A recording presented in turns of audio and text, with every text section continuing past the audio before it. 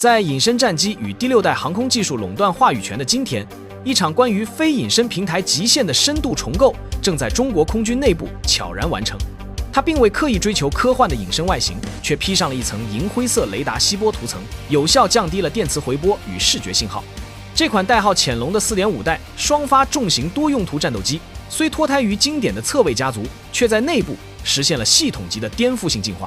这绝非对俄式工业的简单临摹，而是中国航空工业以自身体系重塑重型平台的集大成之作。它就是当前中国空军的绝对主力歼16。溯源这款战机的诞生，必须理解中国空军向信息化局部战争转型的阵痛。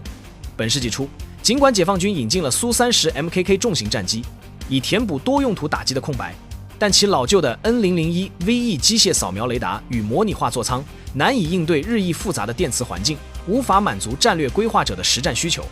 面对西太平洋方向密集的区域拒止压力，中国空军急需一款不仅具备大航程和极高载弹量，更要能完全兼容国产尖端武器，且拥有顶级战场态势感知能力的超级网络节点。沈飞在歼11BS 与苏30 MKK 的物理蓝图上展开了手术刀般的重构，这绝非简单的设备堆砌，而是一场基础材料与动力的彻底革新。歼16的机身大量采用碳纤维、增强聚合物等现代复合材料，在将最大起飞重量强化支撑至35000公斤的同时，机体重量较全金属结构的苏式原版减轻了约700公斤，其疲劳寿命更是跃升至8000至10000小时级别，足以支撑数十年的高强度运作。在动力心脏上，它装备了国产涡扇10臂太行发动机，最大后燃推力达到144千牛，彻底解除了对俄制动力的依赖。同时，借助数字孪生等转型技术，战机的结构应力与维护生命周期得到了智能级监控。如果说材料与发动机构成了骨骼与心脏，那么赋予歼16跨代优势的，则是其强大的智慧大脑。歼16彻底抛弃了传统的机械雷达，装备了由607所研发的全新有源相控阵雷达。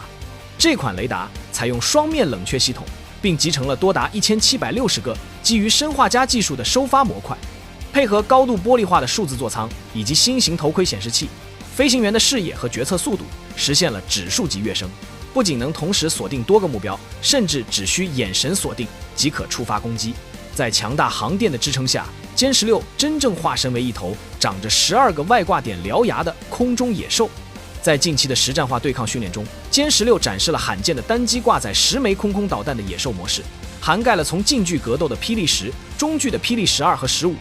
到令人生畏的超远程杀手霹雳17。这款长达6米、采用双脉冲固体火箭发动机的利器，最高速度突破4马赫，射程超过300公里，专为猎杀敌方预警机和空中加油机等高价值节点而生。这使歼16不仅化身为高效的重型火力平台，更成为防区外精确打击的战略长矛。更具威慑力的是，歼16催生了中国空军不可替代的电子战专机歼 16D。 为获得极致的电磁压制能力，歼 16D 舍弃了30毫米机炮和机手红外搜索跟踪系统，从而腾出巨大的内部空间，以布置电子战设备，并在翼间加装了类似于美军 EA-18G 咆哮者的战术干扰接收吊舱。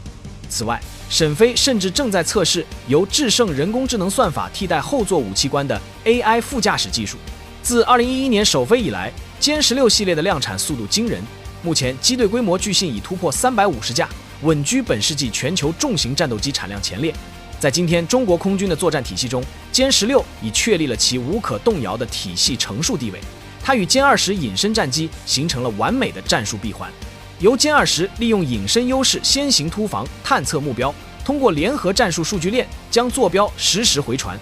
处于安全距离的歼16则作为重火力平台倾泻弹药，利用压倒性的火力密度撕裂敌军防线。从苏式气动布局的引进者到拥有自主独立雷达、发动机、电子战体系与尖端武器库的定义者，歼16不仅是中国重型多用途战机的一次华丽转身，更标志着中国航空工业全面迈入信息化与智能化并行发展的新纪元。